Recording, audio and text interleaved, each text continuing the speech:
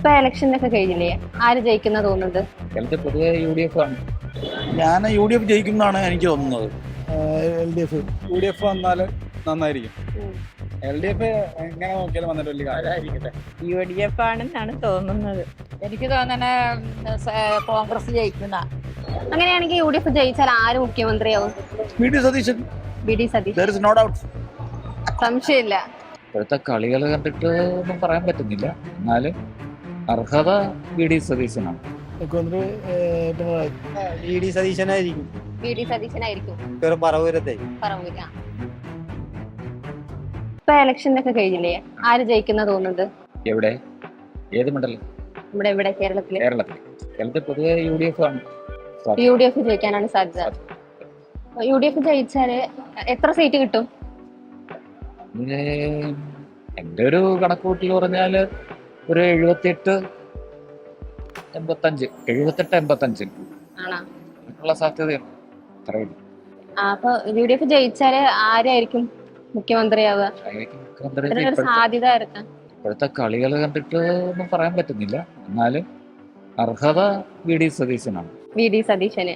എന്തുകൊണ്ടാണ് അങ്ങനെ പറയാൻ കാരണം? അങ്ങനെ പറയാൻ നേരം ഈ കഴിഞ്ഞ പ്രതിപക്ഷത്തിരുന്നപ്പോൾ നടത്തിയ പോരാട്ടങ്ങളും നിയമസഭയ്ക്കകത്തും പുറത്തും നടത്തിയ പോരാട്ടങ്ങളൊക്കെ അത്ര ശക്തമായിരുന്നു. അന്ന് മറ്റു നേതാക്കന്മാർ അത്ര ശക്തമായിട്ടൊന്നും കണ്ടില്ല. അതുകൊണ്ട് VD സതീശൻ ആണ് യഥാർത്ഥത്തിൽ അർഹത. പിന്നെ ഇനി ഇവരുടെ കളികളനുസരിച്ച് എന്തെങ്കിലും മാറ്റം വരുമോന്ന് അറിയില്ല. ഒരു 5 വർഷം കൊണ്ട് ഈ 5 വർഷം കൊണ്ട് UDFനെ നല്ലൊരു ഇതായ രീതിക്ക് നയിച്ച ഒരു വ്യക്തിയാണ് അല്ലെ? അതുകൊണ്ടാണ് സതീശൻ ആകണമെന്ന് ആഗ്രഹവും സാധ്യത ഉണ്ട്. ഇപ്പൊ ഈ തെരഞ്ഞെടുപ്പില് ഈ കഴിഞ്ഞ ഇലക്ഷനില് ആര് ജയിക്കുന്നതാണ് തോന്നുന്നത്? ഞാൻ UDF ജയിക്കുന്നതാണ് എനിക്ക് തോന്നുന്നത്. UDF ജയിക്കുന്നതാണ് തോന്നുന്നത്. എത്ര സീറ്റിന്? ഒരു 78 സീറ്റ് കിട്ടുന്നതാണ് എൻ്റെ ഒരു കണക്കുകൂട്ടൽ. അങ്ങനെയാണെങ്കിൽ UDF ജയിച്ചാൽ ആര് മുഖ്യമന്ത്രിയാവും? VD Satheesan. VD Satheesan. There is no doubt. സംശയമില്ല. അപ്പൊ എന്തുകൊണ്ട് അങ്ങനെ പറയാൻ കാരണം? അങ്ങനെ ഒരു ക്യാപ്ഷൻ ആണല്ലോ 100 സീറ്റ് നേടി UDF അധികാരത്തിൽ വരുന്നുള്ള അങ്ങനെ ക്യാപ്ഷനാണ് UDFന്റെ ആ പ്രവർത്തനത്തിന്റെ മുഖ്യ ഘടകം. അപ്പോ ഒരു ശക്തമായ നിലപാടുള്ള വ്യക്തിയാണ് എല്ലാ കാര്യങ്ങളും അല്ലേ? എന്തുകൊണ്ട് VD സതീശൻ തന്നെ ആവും? VD സതീശൻ എനിക്ക് പേഴ്സണലായിട്ട് അറിയാം. അദ്ദേഹം നല്ല സ്നേഹമുള്ള മനുഷ്യനാണ്. വളരെ ആളുകളോട്ട് ഇടപഴകാനായിട്ട് ഏറ്റവും വളരെ സിൻസിയാരിറ്റി എനിക്ക് നേരിട്ട് അറിയാം. ഞാൻ ചെറായിയാണ്, പറവൂരാണ് അദ്ദേഹത്തിൻ്റെ ഓഫീസിൽ ഞാൻ പോയിട്ടുണ്ട്. ഞാൻ നേരിട്ട് ഇടപെട്ടിട്ടുണ്ട്. ഈ കഴിഞ്ഞ തദ്ദേശ തെരഞ്ഞെടുപ്പിലും ലോക തെരഞ്ഞെടുപ്പിലൊക്കെ ആയാലും നല്ലൊരു UDFനെ വിജയത്തിലേക്ക് എത്തിക്കാൻ നിരവധി കാര്യങ്ങൾ ചെയ്തിട്ടുണ്ട്. അതെ, ഇതിനെപ്പറ്റി എന്താ പറയാനുള്ളത്? അത് തദ്ദേശ സ്വയംഭരണ സ്ഥാപന തെരഞ്ഞെടുപ്പ് എന്ന് പറഞ്ഞെങ്കിൽ അത് വ്യക്തി കേന്ദ്രീകൃതമാണ് കൂടുതലും. എന്നിരുന്നാലും ഈ ഭരിക്കുന്ന പാർട്ടിനോടുള്ള ഒരു ഇതുണ്ടല്ലോ, ഒരു അത് ആണ് പ്രകടമായത് എന്ന് ഞാൻ വിശ്വസിക്കുന്നു. ഇപ്പം ഞാൻ ഒരു കാര്യം പറയാം. എറണാകുളം ഹൈക്കോടതിയിൽ നിന്ന് ഈ വൈറ്റില വരെ വരുമ്പോൾ 11 പിണറായിയുടെ മാത്രമുള്ള ബോഡി ഞാൻ കണ്ടു. ഞാൻ എണ്ണിയാണത് ഇന്ന് ജയിലേ. ഇപ്പോൾ വ്യക്തിയെ കേന്ദ്രീകൃതമാകരുതല്ലോ. ഇപ്പം ഞാൻ പഴയൊരു കമ്മ്യൂണിസ്റ്റുകാരനായിരുന്നു ജയിലേ. അപ്പോൾ അന്നൊക്കെ ഈ എൻ്റെ ഓർമ്മയിൽ സ്ഥാനാർത്ഥികളുടെ പോസ്റ്ററിൽ അദ്ദേഹത്തിൻ്റെ പടം വെക്കൂല ജയിലേ. വ്യക്തി കേന്ദ്രീകൃതമാണല്ലോ. പക്ഷേ ഇപ്പോൾ അത് വ്യക്തി കേന്ദ്രീകൃതമായി മാറി എന്ന് ഞാൻ തിരിച്ചറിയുന്നു. ഈ ഇലക്ഷനിൽ ആര് ജയിക്കുന്ന തോന്നുന്നത്? UDF ആണെന്നാണ് തോന്നുന്നത്. എത്ര സീറ്റ് കിട്ടും? അതൊന്നും എനിക്ക് വ്യക്തമായിട്ട് അറിയത്തില്ല. എന്നാലും UDF ജയിച്ചാൽ ആരായിരിക്കും അടുത്ത മുഖ്യമന്ത്രി? അതൊന്ന് രാഷ്ട്രീയത്തിനെ കുറിച്ച് എനിക്ക് കൂടുതൽ അറിയില്ല. എന്നാലും UDFന് ആയിരിക്കും ചാൻസ്. നല്ല ചൂടൊക്കെയാണ് ഇത്, രക്ഷയില്ല. ഇപ്പൊ ഇലക്ഷനിൽ ആര് ജയിക്കുന്ന തോന്നുന്നത്? LDF ജയിക്കുന്നതാണ്. എത്ര സീറ്റിന്? 63-66. അപ്പൊ ആരായിരിക്കും പിണറായി വിജയൻ തന്നെ മുഖ്യമന്ത്രിയാവും? ഈ ഇലക്ഷൻ ആര് ജയിക്കും പറഞ്ഞാല് അത് വോട്ട് 4ാം തീയതി എണ്ണുമ്പോഴല്ലേ അറിയാൻ പറ്റുള്ളൂ ആര് ജയിക്കും. എന്നാലും ചേട്ടന്റെ ഒരു അഭിപ്രായം? അത് ജനങ്ങള് വികസനത്തിന് ഉതകുന്ന ഒരു പാർട്ടി ഏതാന്നുള്ള ജനങ്ങള് കഴിഞ്ഞ ദിവസം തന്നെ വിലയിരുത്തി കഴിഞ്ഞു. ഇനി അത് 4-ാം തീയതി ആയിട്ട് കൃത്യമായിട്ട് നമുക്കറിയാൻ പറ്റും. എല്ലാവരും വികസനങ്ങളാണ് ആഗ്രഹിക്കുന്നത്. അതും കാലാന്തരമായിട്ടുള്ള അത്യാധുനിക സാങ്കേതിക ആയിട്ടുള്ള നിരവധി മാറ്റങ്ങളാണ് നാട്ടിലുണ്ടായിരിക്കുന്നത്. അപ്പോൾ അതിനൊക്കെ കുറിച്ച് അറിവ് നേടി അപ്ഡേറ്റ് ചെയ്ത് പുതിയ തലമുറയെ നയിക്കാൻ പറ്റുന്ന ഒരു സർക്കാരായിരിക്കും വരുന്നത്. വി.ഡി. സതീശനെ പറ്റിയിട്ട് എന്താ അഭിപ്രായം? വി.ഡി. സതീശനൊക്കെ പുതിയ പുതിയ കാര്യങ്ങളും പുതിയ പുതിയ മാറ്റങ്ങളൊക്കെ ഉൾക്കൊണ്ട് മുന്നോട്ട് പോകുന്ന ഒരു നേതാവാണ്. ഇച്ഛാശക്തിയുള്ള ഒരു നേതാവാണ്. ഈ ഇലക്ഷനിൽ ആര് ജയിക്കുന്ന തോന്നുന്നത്? എനിക്ക് തോന്നണ കോൺഗ്രസ് ജയിക്കുന്ന. കോൺഗ്രസ് ജയിക്കുന്ന. എത്ര സീറ്റ്? എത്രയെന്നൊന്നും പറയില്ല, ജയിക്കും. ജയിക്കും ഉറപ്പ്. അല്ല, നമുക്കൊരു വേറൊരു ഭരണം വരണമെന്നാണ് നമ്മുടെ ആഗ്രഹം. അതുകൊണ്ടാണ് ഈ വോട്ട് മാറി ചെയ്യണത്. ഇനി മാറി മാറി ഭരിക്കട്ടെന്നേ. ഞങ്ങൾക്കൊക്കെ പെൻഷൻ ഒരുപാട് കിട്ടട്ടെ, മാറി മാറി ഭരിക്കട്ടെ എന്നാണ് എൻ്റെ പാർട്ടി. എൻ്റെ നേതാവ് എൻ്റെ പാർട്ടിയുടെ മന്ത്രിയാണ്, മുഖ്യമന്ത്രി.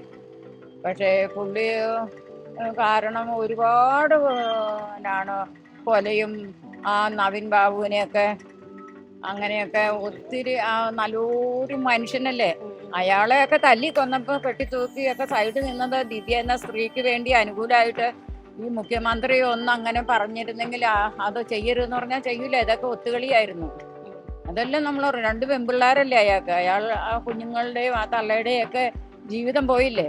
അത്രയേ ഉള്ളു പറയാ. ഇപ്പൊ ഈ ഇലക്ഷനിൽ ആര് ജയിക്കുന്ന തോന്നുന്നത്? വലിയ കാര്യമൊന്നുമില്ല ആർക്കും. എന്നാലും UDF ആയിരിക്കും. അപ്പൊ UDF ജയിച്ചാല് ആരായിരിക്കും മുഖ്യമന്ത്രി ആവാൻ സാധ്യത? ചെന്നിത്തല സാറോ വി.ഡി. സതീശൻ സാറോ ഒക്കെ ആയിരിക്കും. വി.ഡി. സതീശൻ. വി.ഡി. സതീശനെ പറ്റിയിട്ട് എന്താ അഭിപ്രായം? കണ്ടതും കേട്ടതും ഒക്കെ നല്ലൊരു മനുഷ്യനാന്ന് തോന്നുന്നു. ഭരണത്തിൽ വന്നു കഴിയുമ്പോ കണ്ടറിയാം എങ്ങനെ ഇരിക്കും. എന്തായാലും നന്നാകട്ടെ എന്ന് പ്രതീക്ഷിക്കുന്നു. സതീശനെ കുറിച്ച് പറയുകയാണെങ്കിൽ പുള്ളിക്ക് ഇപ്പോ നമ്മുടെ മോട്ടോർ വെഹിക്കിൾസിന്റെ ആക്ട് ഒക്കെ അതൊക്കെ കുറച്ചും കൂടെ നല്ല രീതിയിൽ GST ടാക്സ് ഒക്കെ അടച്ചു വരുന്ന ഒരുപാട് സാധനങ്ങൾ വിൽക്കുന്ന യൂസ് ചെയ്യുമ്പോഴാണ് അതിന് തെറ്റാവുന്നത്. അതൊക്കെ ഒന്നും കൂടെ നിയമത്തിന്റെ മീൻസ് അണ്ടറിൽ വരും. അങ്ങനത്തെ കുറച്ച് നല്ല കാര്യങ്ങളൊക്കെ ഉണ്ട്. അത് വെച്ച് നോക്കണം പുള്ളിയൊക്കെ വരണം. കുറച്ചും കൂടി അഡ്വാൻസ്ഡ് ആയിട്ടുള്ള നിയമങ്ങളോ കാര്യങ്ങളൊക്കെ അറിവുള്ള ആൾ വരട്ടെ. എനിക്ക് പൊതുവേ ഉള്ള ഇപ്പൊ ഈ ഇറച്ചിക്കുന്ന പ്രസ്താവനകളൊക്കെ വെച്ച് നോക്കുമ്പോൾ എന്തുകൊണ്ട് UDF വന്നാല് നന്നായിരിക്കും. LDF എങ്ങനെ നോക്കിയാലും വന്നിട്ട് വലിയ കാര്യമായിരിക്കട്ടെ, ഒരു കാര്യമില്ല. ആര് ജയിക്കുന്ന തോന്നുന്നത്? എല്ലാവർക്കും ഭയങ്കര ഒരു ഇതാണ്. 3 പാർട്ടിക്കാരും നല്ല രീതിയിൽ പ്രവർത്തിക്കുകയും ചെയ്യുന്നുണ്ട്. പലർക്കും പല അഭിപ്രായങ്ങളും. ജയിക്കാൻ സാധ്യത കൂടുതൽ ഇപ്പൊ വന്നേക്കണെന്ന് വെച്ചിട്ടുണ്ടെങ്കിൽ പിണറായി സാറിന്റെ ഒരു സത്യം ചെയ്തേക്കണ രീതി വെച്ച് നോക്കുമ്പോ ഒക്കെയാണ് പിണറായി മുഖ്യമന്ത്രിയാവും എന്നാണ് തീരുമാനം. എന്റെ ഒരു തീരുമാനം. ആരായിരിക്കും ജയിക്കുക? അതൊരു നിർണായകമായ ഇതാണ്. ഒന്നും പറയാൻ പറ്റാത്ത കണ്ടീഷനാണ്. ആരെയും ഒന്നും പറയാൻ പറ്റണില്ല ഇപ്പൊ. അതാണ് അതേ കണ്ടീഷനിലേക്കണേ. എല്ലാരും ഒരുപോലെ അത് അവരുടെ ആണെങ്കിലും ഇപ്പൊ 2 പാർട്ടിക്കാരുടെ ആണെങ്കിലും ഒരു ഇതൊന്നും നമുക്ക് ആരോടും ഒന്നും പറയാൻ പറ്റാത്ത കണ്ടീഷനാണ്. എന്നാലും ഇപ്പൊ UDF ഭൂരിപക്ഷം കിട്ടുകയാണെങ്കിൽ ആരായിരിക്കും മുഖ്യമന്ത്രി? ചിലപ്പോ വി.ഡി. സതീശനായിരിക്കും. വി.ഡി. സതീശനായിരിക്കും. പറവൂരത്തെ വി.ഡി. സതീശനെ പറ്റിയിട്ട് എന്താ അഭിപ്രായം? അവിടെ നല്ല അഭിപ്രായമാണ്. എങ്ങനെ നല്ലൊരു ആള് കുഴപ്പമില്ല. നല്ല വികസന പ്രവർത്തനങ്ങളും കാര്യങ്ങളൊക്കെയാണ്. എന്റെ ഒരു ഇത് പറഞ്ഞാട്ടെ, ഇനി എങ്ങനെയാണെന്ന് അറിയില്ല. അവരുടെ തീരുമാനങ്ങളൊക്കെ എന്താന്ന് അറിയില്ല. അല്ല അങ്ങനെ തന്നെയല്ലേ, നല്ല കാര്യങ്ങളല്ലേ. ജയിച്ചു കഴിഞ്ഞാൽ അങ്ങനെ ആവും എന്നുള്ളതാണ് പറച്ചിങ്.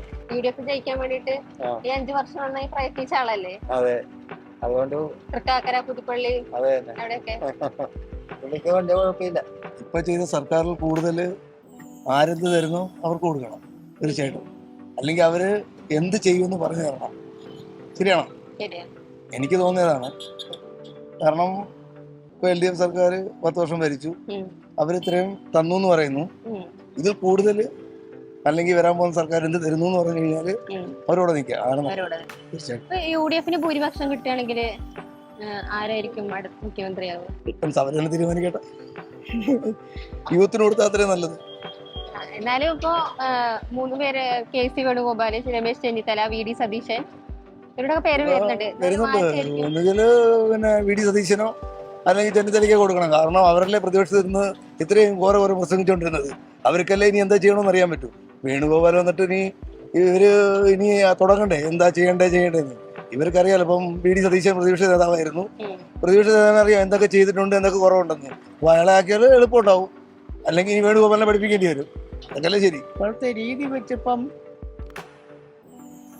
ആര് ജയിക്കുമെന്ന് പറയാൻ പറ്റില്ല. അതുപോലത്തെ കാരണം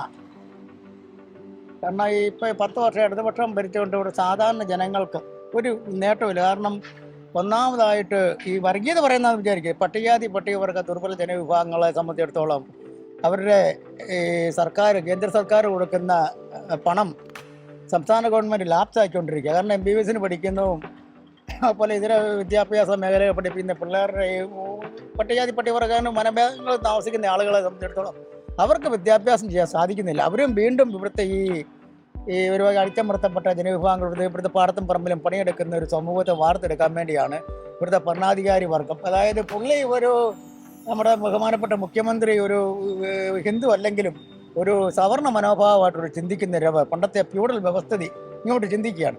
അപ്പം പണ്ടത്തെ ആ വിദ്യാഭ്യാസം ചെയ്യാൻ വെറുതെ സാധാരണ ജനങ്ങൾ വിദ്യാഭ്യാസം ചെയ്ത് പാടത്തും പറമ്പിലും പണിയെടുത്തോണം ഇങ്ങനെയുള്ള രീതി കേന്ദ്ര സർക്കാർ കൊടുക്കുന്ന പണം 5 കോടി രൂപ 15 കോടി രൂപയോളം പുള്ളി ലാപ്സാക്കി. അങ്ങനെ വന്നു കഴിഞ്ഞപ്പോഴത്തേക്ക് ബാക്കിയുള്ള ജനവിഭാഗങ്ങളെ ലത്തീൻ കത്തോലിക്കായെ വെച്ച് നോക്കുമ്പോഴും ഇവിടുത്തെ ഓർത്തഡോക്സിനെ വെച്ച് നോക്കുമ്പോഴത്തേക്കും ശ്രീനാരായണ ഗുരുദേവന്റെ ആ സ്ഥാപനങ്ങൾ വെച്ച് നോക്കുമ്പോഴും ഇവരുടെ എല്ലാം പഠിപ്പിക്കുന്നവരാണെങ്കിലും സർക്കാരാണ് ശമ്പളം കൊടുക്കുന്നത്. അവിടെ ഇങ്ങനെയുള്ള അടിമതികളോ റാഗിങ്ങോ ഒരു പരിപാടിയും ഇല്ല. അപ്പോൾ ഇങ്ങനെ വരുമ്പോഴത്തേക്ക് അതിനേക്കാളും കൂടുതലും മെച്ചപ്പെട്ട ഒരു സാമൂഹിക വ്യവസ്ഥിതി നമുക്ക് വരണം. അത് ഇന്നയാൾ വരണമെന്ന് പറയാൻ പറ്റില്ല. ഇപ്പോഴത്തെ രീതി ഏതാണല്ലോ. കാരണം ഇപ്പം തന്നെ അറിയാമല്ലോ, ഭരണം മോശമായിട്ട് വോട്ട് പിടിക്കാൻ വേണ്ടി വനിതകൾക്ക് ഒരു പ്രത്യേക രീതിയിൽ 1000 രൂപ അവരുടെ അക്കൗണ്ടിൽ വരുന്ന രീതി. പിന്നെ ഇവിടുത്തെ ഈ അംഗനവാടി പോലെ സ്ത്രീകൾ നോക്കുന്ന അവർ 100 രൂപ ചോദിച്ചപ്പം കൊടുത്തില്ല. പക്ഷേ ഇവിടുത്തെ കർഷക തൊഴിലാളികൾക്കും ജയിലിൽ കിടക്കുന്നവനും ശമ്പളം കൂടുതൽ കൊടുത്തത് 10 കോടി 20 കോടി മിച്ചമായി. ബഹുമാനപ്പെട്ട മുഖ്യമന്ത്രിയുടെ ഫ്ലെക്സ് ബസ്സയിലും അവിടെ എവിടെയെങ്കിലും വെച്ചതുകൊണ്ട് വലിയ നേട്ടമുണ്ട്. ഈ സാധന ജനങ്ങളുണ്ട്. എല്ലാ സാധനങ്ങളും വില കൂടുതൽ, മൊത്തം വില കൂടുതൽ. അതിപ്പം ഈ കോൺഗ്രസ് വന്നാലും ശരി, കമ്മ്യൂണിസ്റ്റ് വന്നാലും ശരി, സംഗതി ഇങ്ങനെ കൂടിക്കൂടി വന്നാലും ഇതേ പറ്റുള്ളൂ. പക്ഷെ ഇവിടെ ഈ വിദ്യാഭ്യാസ മേഖല വന്ന് വരുമ്പോഴത്തേക്ക് സാധാരണ ജനങ്ങളിലേക്ക് വരുന്ന ആ വ്യവസ്ഥതയാണ് ശരിയല്ല. കാരണം നമുക്ക്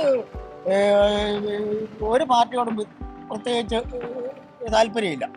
അതുകൊണ്ടാണ് പറഞ്ഞത്. അപ്പം ഈ ഒരു രീതിയിലും ഈ പണം പുള്ളിയുടെ അല്ലല്ലോ, കേന്ദ്ര സർക്കാർ കൊടുക്കുന്ന അങ്ങനെ കൊടുത്തു കഴിയുമ്പോഴത്തേക്ക് ഇത് പിള്ളേരുടെ പഠിക്കും. മറ്റുള്ള സ്ഥാപനങ്ങളിൽ പഠിച്ച് അവരുടെ ശമ്പളവും ഭക്ഷണത്തിൻ്റെ പൈസയിലാവുന്ന പിള്ളേരെ പറഞ്ഞു നിന്ന് പോയി. അപ്പോൾ ഇവർ പിന്നെ എന്ത് പണിക്ക് പോകും? 2-3 വർഷം പഠിച്ച പിള്ളേർ സർട്ടിഫിക്കറ്റും കൊടുക്കില്ല അവർ. അങ്ങനെ വന്നപ്പോഴത്തേക്ക് ഇവരുടെ ആ മനോഭാവം എങ്ങനെയുണ്ട്? ഇവിടെ ഏതെങ്കിലും ഒരു മുതലാളിയല്ലാത്ത നേതാവുണ്ടോ? ഒന്നുമില്ല. ഇവിടെ എല്ലാവരും ഭയങ്കര കോടീശ്വരന്മാരാണ്. ഇവിടുത്തെ ബൂർഷായ ഭയങ്കരം. ഇവിടുത്തെ കമ്മ്യൂണിസ്റ്റ് പാർട്ടി കോൺഗ്രസും നമ്മുടെ ഈ BJPയിൽ ഇപ്പോഴത്തെ പുള്ളിയുടെ പേരും റാവുല്ലേ, പുതിയ ബാംഗ്ലൂർ മത്സരിച്ച് ഒരു ഇപ്പം വന്നിരിക്കുന്നത് കോട്ടയം ജില്ലാ സെക്രട്ടറി. ആ പുള്ളി ഭയങ്കര മുതലാളി, ഭയങ്കര കാശുകാരനാണ്. ഭയങ്കര തട്ടിപ്പ് നടത്തിയിട്ട് ഇപ്പം BJPക്കകത്ത് നിൽക്കുന്നത്. ഞാൻ പറയുന്നല്ലേ, ഈ പത്രമാധ്യമങ്ങളിലൊക്കെ വരുന്ന നമ്മൾ വായിച്ച് മനസ്സിലാക്കി. അപ്പം അങ്ങനെയുള്ള രീതി കൊണ്ടാണ് ഞാൻ പറയുന്നത്. ഇപ്പം ഇവിടെ ഇങ്ങനെ ഒരു പുതിയൊരു ഭരണ സംവിധാനം ഇടതുപക്ഷം ഇനി ഭരിക്കാൻ രക്ഷയില്ല. കാരണം ഭരണം കിട്ടുമെന്ന് അറിയത്തില്ല. കാരണം ഇതിൻ്റെ അഴിമതിയെല്ലാം ചെയ്തുകൊണ്ടേ